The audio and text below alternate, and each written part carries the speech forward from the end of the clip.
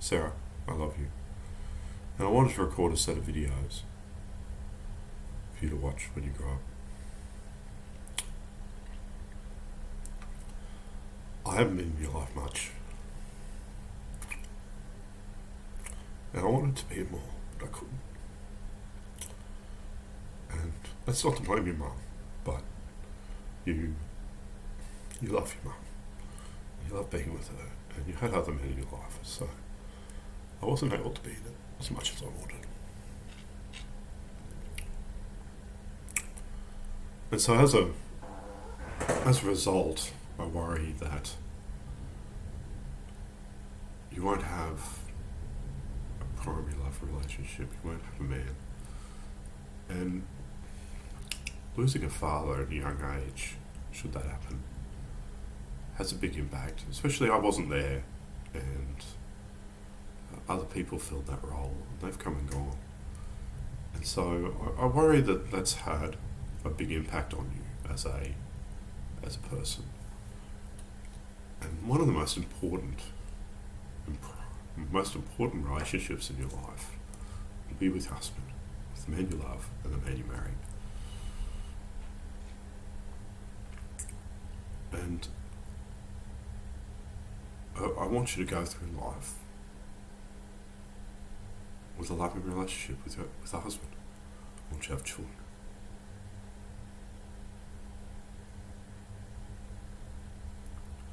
And those are the things in life. That's life. It's the biggest part of life. A lot of women now, they say, "Well, I don't want children," but it's the path of life. And often, I think women don't know how incredible it is to have a child, how the impact it has on them, and the difference. You don't know until you've had a child.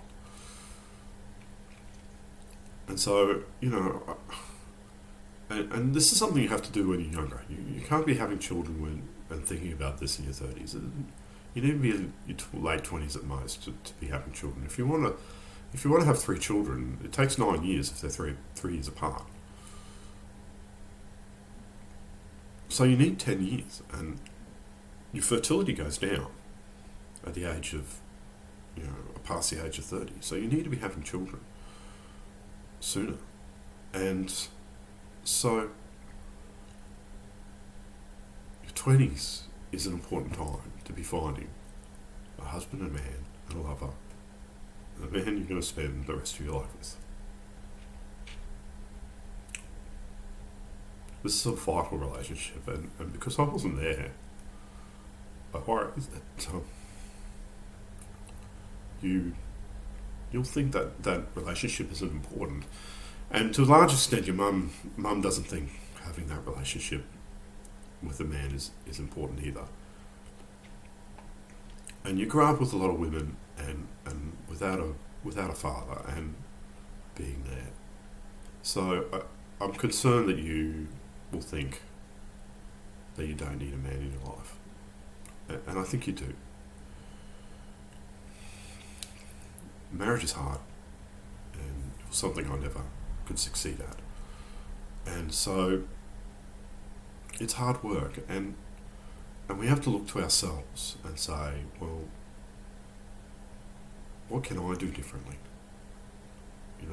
When there's a conflict, we say, what did I do wrong? What could I have done, not wrong, but how could I approach this? Because different people have different styles of dealing with conflict and different needs. And so the important thing is simply to say, I'm going to stick through this and I'm going to figure it out. Have your children. Your children need your father.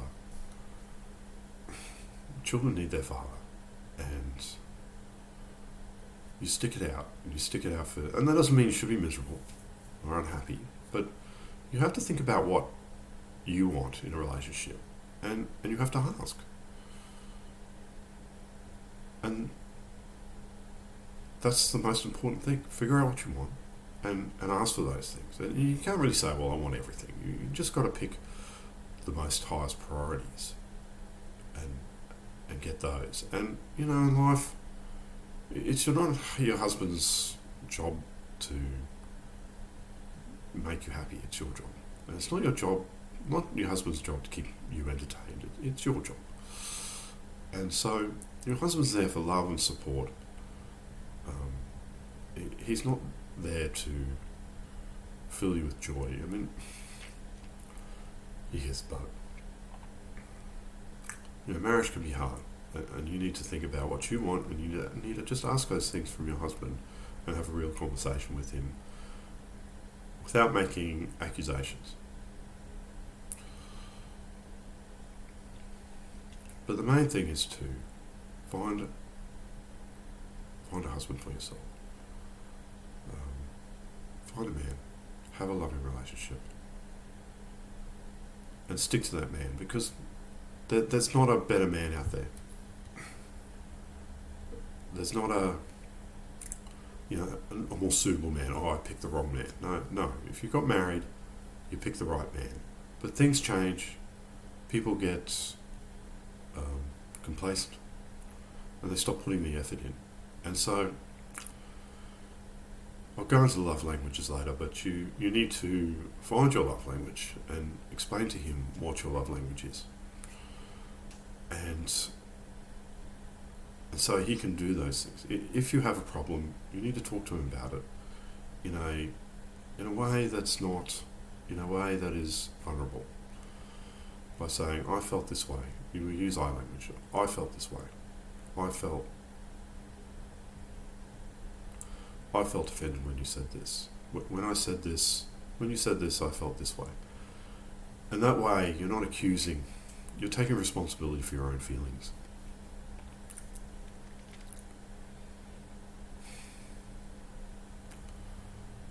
So, I'm very proud of you. I love you very much. You're sweet and you're clever.